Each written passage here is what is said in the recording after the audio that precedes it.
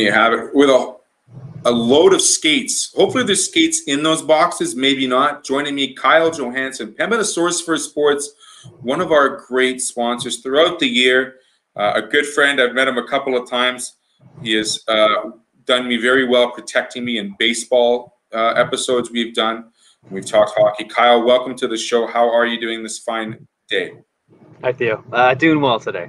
Pushing through just like everyone else, right? Yeah. Pushing through. Yeah, we all know what's going down. We all know what the scenario is and how things are going. Kyle, go through real quick what the last month has been for you in terms of still being available for customers and keeping the business going. Of course, yeah, you bet. So basically a quick rundown of the last months went from business as usual to cutting down a little bit and trying to forecast to see what's going to happen, and then cutting down store hours about 2.5 weeks ago, 3 weeks ago now, to try and accommodate, flattening the curve, so to speak, and then just eventually to just online sales only. Online, over the phone, email, trying to be accessible.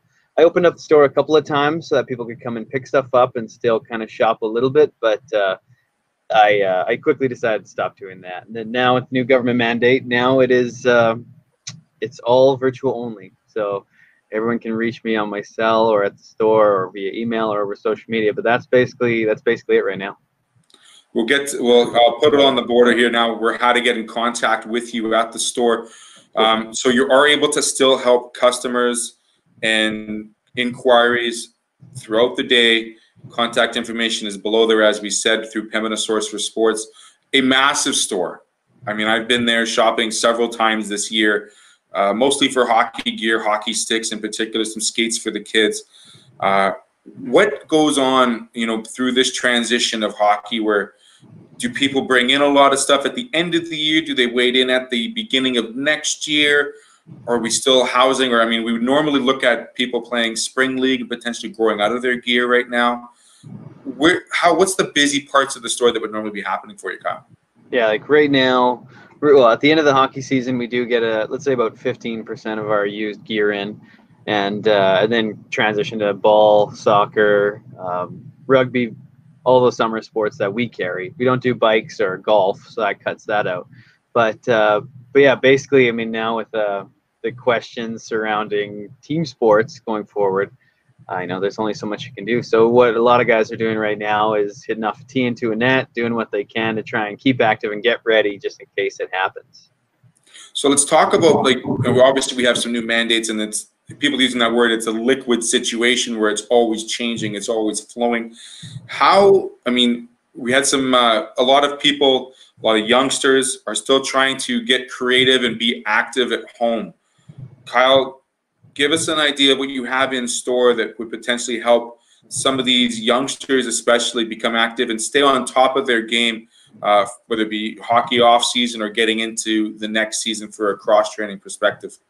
Yeah, absolutely. So, myself, a lot of my staff, and what a lot of people have helped out with lately are at-home workout solutions. So we don't carry free weights, but we carry a plethora of resistance bands, training aids, and then going sport specific for training aids. So going back to balls or tees and nets to hit balls off of, grounding devices, hitaways, and then going back to fitness, pull-up bars, anything you can use at home and use quickly and try and get a full workout out of, while keeping your costs down. Because the long and short of it is the economy is it's in a tough spot right now. So you want to try to keep things affordable. I've been trying to use my friends and connections that I have to do little at-home workout plans. There's a lot of tools online that you can use just for using at-home stuff to do basic workouts to keep yourself active. Because that's one thing, is if you are self-isolating and staying inside, is try not to sit for 18 hours a day and then sleep for 6 or sleep 12 and wake up 12. So it sounds so comfortable, Kyle, just chilling, sitting on your butt. But I'll tell you, growing up in age, I don't have an office job. I can't do 8 hours a day sitting down. Muscles get sore, tendons get tight. Especially when mom and dad get up and they make that sound, and the little guy sees you doing that sound. You're like, "You okay, mom and dad?" You're like, I think so, but you don't know. And it's like, it's a totally different thing when you go from transitioning to standing up and being active and having your gym workout, or your Thursday night with the boys at the rink. I mean, Kyle, what are you doing that you would like to, keep involved and keep active on a daily basis? I mean, you got the little dog. You don't have any little kids, I don't think, right? You got the dog. Correct. No kids. So we got dog walks that are helping, I'm sure. Yeah, dog walks. You got to are bend helping. down once in a while to pick up the number ones and number twos. So that's a little bit of activity, right? So what other things are we working on at home? I mean, I love resistance. I love TRX. I love working with body weight, because if you can't move your body weight, then you're of no good use to anybody. That's 100% it. So, I mean, over the last 7 to 10 years, I've been incorporating a lot more just body weight exercises to try and keep myself fit and active. So, and that's something you can do all the time. So usually I'll keep a resistance band with me for travel, and then a couple different tensions at home to do different things. After I had knee surgery a few years ago, that's when I decided to stop big weight, we'll say, and I'll say that in quotations, but just to try and strengthen my own body and use it for what I can use it for, and take it whatever the future comes after that. So for me right now, it's got the bike back out, rollerblades, and then tons and tons of walking Charles. He probably loves it. He comes to the store with me, and we'll go for 3 or 4 walks a day, and then another couple when we're at home. So, but he's not any more tired. So that's the thing, is I think I got to start running with him a little more. But he's a year old now, so now I can actually run with him a little bit. Right, just put him on the bike. Just get one of those little, they get the sidecar on the old Harley. Just get a little sidewalk and just put him beside you. Just make sure it doesn't run in front of you. I mean, that's the key, right? I was practicing on my spin bike at home with him, and just to make sure he didn't stick his nose in the wheel. And he's still a little too curious. So I'll save that for when I get a little more confident beside the bike. Okay. Do you have a treadmill at home? I find that a treadmill with a bowl of doggy treats at the end of the treadmill seems to work okay as well. Nice. Where you just can't reach it. It's going fast enough where you just can't get his nose into the dog bowl. He's so distracted now. I was gonna try that soon. I'm very interested to see if he'll do it. As of now, I think he's just gonna jump off and cower because he's a little baby. But yeah. So Kyle, we're as much as we can dawn and look back at hockey season's become a full year sport. Like it's become one of these sports where, kids nowadays are preparing and playing 12 months of the year. When you look at it from your standpoint, Kyle, I got to get this personal question out. Your thoughts on cross-training, playing different sports, or maybe lightening up this hockey schedule in the spring and the summer so you can play a soccer or a baseball or a lacrosse, for example, that could incorporate other skills and other cross-training activities that would help out hockey when it does come back full swing. Yeah, absolutely. I've always been a big advocate of making sure you have another sport too. Now, one thing is, a lot of our summer sports here in Manitoba are such short seasons, is you probably can do spring hockey as well as a summer sport with it. Like house league ball, house league soccer are both really short seasons, 6 weeks, 8 weeks max. And but I mean, you get so many different fundamentals from those sports that hockey might not give, or using different muscle groups that teaches you skills that you can't use. Like lacrosse is an incredible, or now inline hockey is starting again in Winnipeg and started up last year, and that's another incredible one for kids. But also getting outside and being able to play. So if you never want to play another sport, making sure you do your training outside for dry land in the summer is another huge thing that you can do to keep yourself healthy and getting some fresh air. Yeah, no doubt. I mean, pulling up the ball hockey net and putting it on the street. Maybe we'll see. We won't see some 5-on-5 work, but at least you can work on some dangles and some moves. Right. Now that the snow is melting, you can maybe put the net on a bit of grass, shoot off some concrete. Yeah, that's what I was a couple weeks ago before before the pandemic, before the restrictions started for group sizes. I was trying to get my staff to see if they wanted to come in and have a street hockey game when the lot was clear, or play some pickleball. But then we had some more snow, and then it got cold, and now it's a really dirty lot. So I think we'll probably wait a little longer. But another thing too is just to be mindful of public restriction, and and I guess keeping space. What I keep saying to my friends is I've got extra time on my hands. So if you need a street hockey goalie, I'll play one-on-one with you, but no dangles. It's Yeah. penalty shots, and you got to shoot from the hash mark. Are you a traditional goaltender? Are you playing goal more butterfly style, or stand up and be like, all right, that's too low for me, I'm not getting it?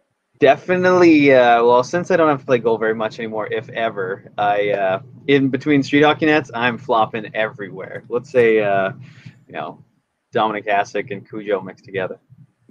Kyle, the fish out of water, Johansson. Yeah. Leading goaltender, le gardien de but, on the friendly streets of skies of Winnipeg, Manitoba. You'll see him once in a while, once everything kind of lets it go and people can start playing again on the roads with each other. I got to ask you, Kyle, when's the last time you had to honk and see kids on a street to tell them to move the nets because they were playing a ball hockey game? Oh, it was probably last summer down my street in Niverville. Good, okay. Yeah. Yeah, it was I've asked good. some other gentlemen the same question, and they've said, "Oh, it's been years because kids nowadays are finding other activities to do." And yeah, I'm glad to hear that the street hockey games will be live and well once everything kind of lifts up and we can start seeing some more action outside. Like you said, outside action is very important now. Getting some fresh air, some vitamin D as well. Right, Kyle, how do you take the outside? How do you take the inside workout and make it an outside workout? I think a lot of things that you can do without, looking like Theo and putting your weight bench on your front lawn is incorporating steps into things, incorporating, trail hikes and trail jogs are awesome.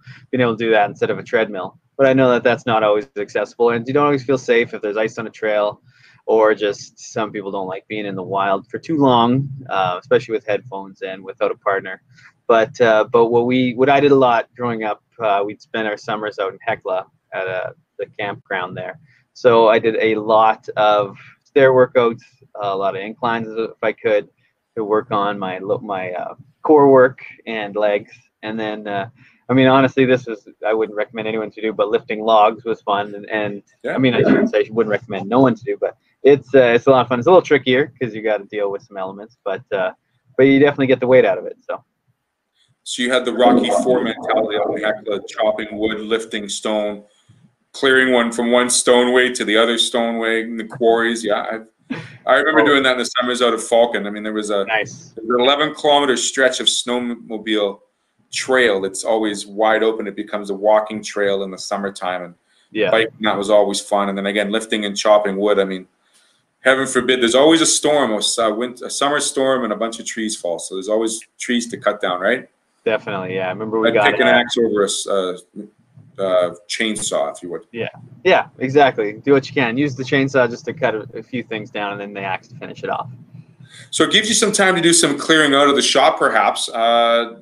Any type of any gems, any hidden gems you found around the store lately since you've had a bit of extra time? Oh, what's funny is you say that. So a couple weeks ago, when a lot of people were looking for dumbbells and free weights to work out at home with, I'd got out of that game about 6-7 years ago, and just when freight upped, I decided to put more into hockey, have more hockey stock and more ball stock, and a little less free weights. And I'd found a couple of sets of dumbbells and the plates at my warehouse. So those were a couple gems. Those were gone immediately though, so that was quite funny. But right now, one thing I did find was a whole bunch of nets, like softball nets to hit into. So I definitely have a lot of those to try and help people that want to work on their game. I had a few friends send me pictures of them using theirs yesterday. And it made me feel good that at least they got out of the house and I could do something, because their gyms are closed and they're uncertain about their ball season, but they still like to hit dingers. Just because we're uncertain of when seasons start does not mean you cannot be prepared for that announcement. And like you said, the ball nets, obviously isolation. It's always fun to chase a ball when you hit it 400 feet, but it's a whole lot better if it's got a string on it and attached to a tee, right? Yeah, of course. Yeah, that's exactly it. Yeah, I was practicing on a net here in the store just to make sure I didn't look like a fool when I took a video of it, and I gotta say one ended up upstairs over the net, so that one didn't make Instagram. So. I should have done the same when I did my episode with Softball Manitoba, taking a couple of practice swings, because I wasn't going to the Hall of Fame after episode 1, so I'm hoping they'll invite me back for episode 2. Yeah. Technology-wise, everything continues on as planned, because we still want cutting edge technology and sticks and whatnot. And I mean, going back to hockey real quick, Kyle, sticks have changed in my generation, your generation. I mean, starting with the old Sherwood PMP 5030 and the 7000 to, I don't know, True Hockey and TOVI Hockey that takes care of us a little bit. I mean, what do you see in the next little while, the transition or the next generation of technology for hockey sticks? I think, well, every year I get the pleasure to head to our national buying show, and we have demo days where all of our big major players from Bauer, CCM, True, Warrior, they have their stuff for 2 and 3 years down the pipeline for us to see and feel. Not so much try because they're still prototypes, but at least we get to see. Last year, I also got to go to a Bauer World Convention. It's a big sales show for just Bauer that they host, and they show their stuff down the pipeline, and then there's some incredible stuff. I think the biggest thing now is people were stuck, or manufacturers were stuck doing things how it was done and just trying to change materials. But both Bauer and CCM and Warrior have, youth, today's really smart engineers working for them, kids that have grown up playing hockey and being like, hey, how can I make this stuff better? And rather than just changing a material on something, just really utilizing physics with sticks now is incredible. Like Bauer at the end of January launched a stick with a hole in it, the Nexus ADV, and customers came in and they were looking for it and wondering like, hey, how do I tape it so I use the hole so that I can shoot faster? And I said, guys, the hole is just to show you the difference in technology. It's not actually going to make you shoot faster, but the stick itself will. And just giving people a breakdown of different science behind sticks now, it's so fun. It's something that I don't know, I say I'll never get old. It hasn't got old in 15 years for me. And just seeing how things change. Skates is the same thing, just how they've changed from leather boots. Actually, I had a guy in 2 weeks ago who was, while we were closed up shop, helping me fix my phone network. And he'd got the original pair of CCM Tackaberry skates here made in the city back in the 50s. Wow. And I think he said 50s, might have been late 50s, early 60s. And anyway, so I was like, let me show you a set of custom tacks that I just got in for a guy that played in the SJHL. And he obviously his season got canceled, so he didn't need them right away, but I still had them in store. And he came and he was just like, this is ridiculous. How light, how heavy? See, how is someone even skating these? I said, it's a totally different strat. It's totally different body mechanics now, but people are trying to utilize your muscle group, make things simpler, but make you better. Faster, quicker, stronger, and hopefully last longer. Yeah, that's the design, right?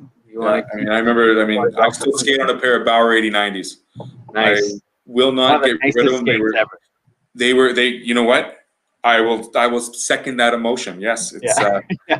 I was able to pick them up in Anaheim when I was down there from one of the Niedermeyer brothers, and nice. It was through a shop down there that he didn't need them, and they were an extra pair, I was told, and he said, "You need some new skates, Theo, because those Nike Fedorov white boots don't suit you very well. You're not lightning speed out of there, buddy. You need something a little bit lighter, a little more noticeable. The black ones make your feet look smaller too, so I was told. So smaller and slower. I got rid of those Nike Fedorovs. I shaded those away as quick as possible, and the 8090s are doing me well. It's probably the best skate.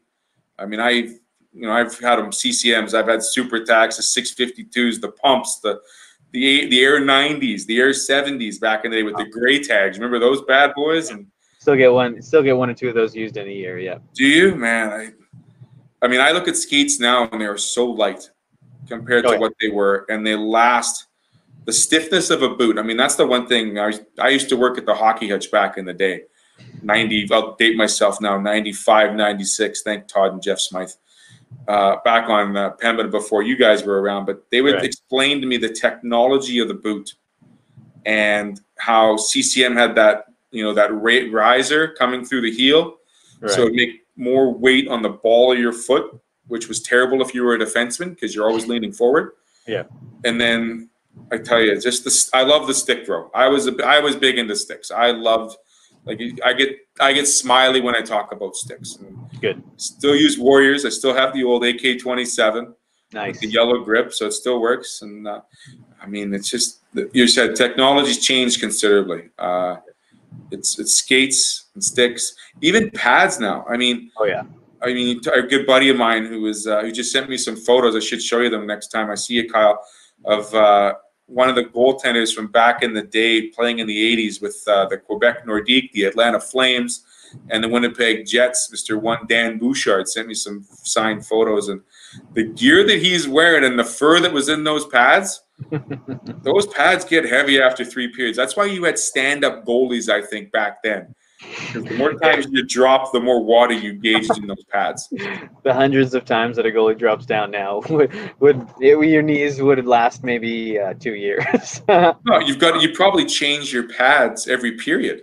Probably, yeah. Probably have like 3 pairs of pads broken in. You change one. Like Helly would probably change them first, second, and third, and pray that he doesn't have overtime because those third period pads are going to be heavier than you know what. 100% true. And then new ones now, knowing the 3, well, I say 4 now that we carry. We started carrying Vaughn again, but the goalie guys from Bauer, goalie guys from CCM, goalie guys from Warrior. So Pete Smith from Warrior, he's been a guy, started with Vaughn, went to create his own company, Smith Goaltending, and now he's the guru behind pads at Warrior. And it's just, he creates what goalies need.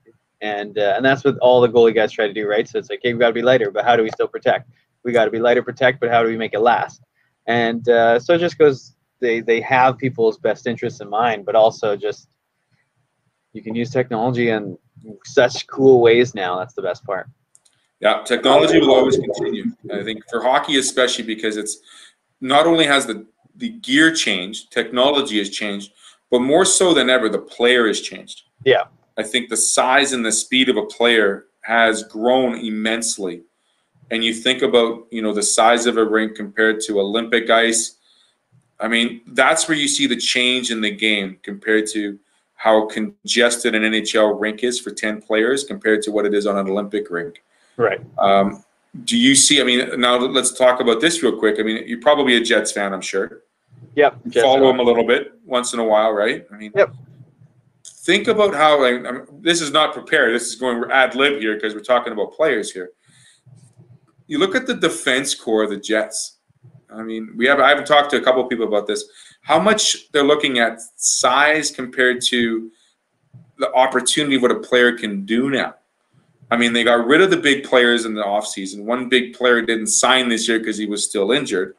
And we've replaced them with 4 or 5 minimum salary waiver players that are, not blue chips, more sort of old blue chips, but they've, they're not the big guys anymore. They're doing things. And you see the draft seasons of the upcoming years, defensemen aren't 6'7" anymore. They're not 6'5". They're 6 foot, 185, 200 pounds, mobile, agility. Yeah.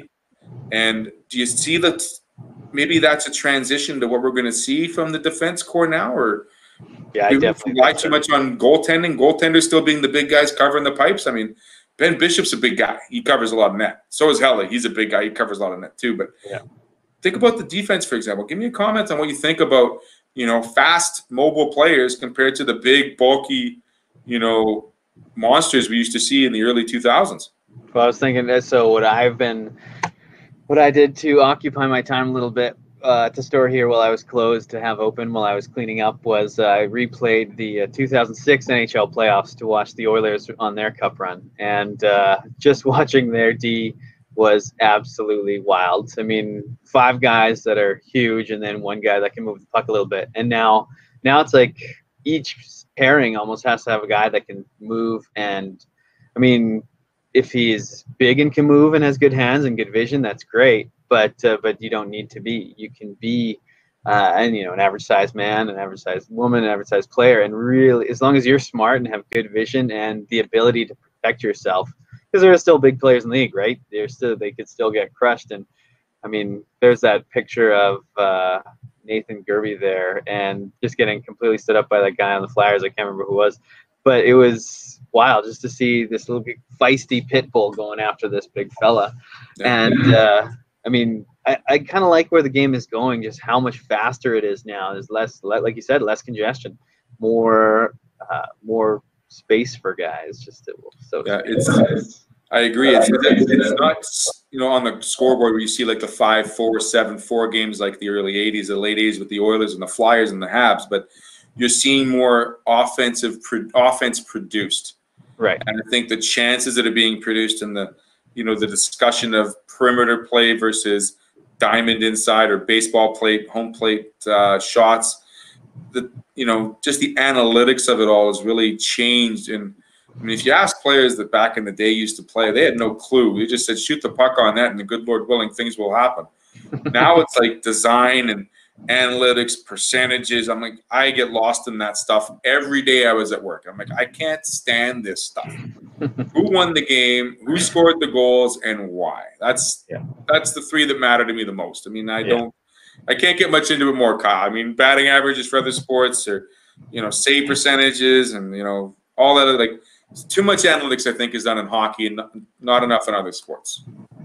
Yeah, and that's just it. Is there's definitely analytics in all sports now, and I think it started off in other sports and now it's hockey. But I mean, so many coaches base their systems off those analytics now, right? I mean, using high percentages, using possession times, as opposed to literally firing the puck on the net and seeing what happens. That is something that is ingrained in my mind from the first Jets game that I saw. I think it was one of the first 10 that they had back here, and there's this guy sitting behind me that every time they touched the puck, he just was rifling behind me, spitting on me as he yelled, "Well, shoot the puck!" And it's like, okay, guy.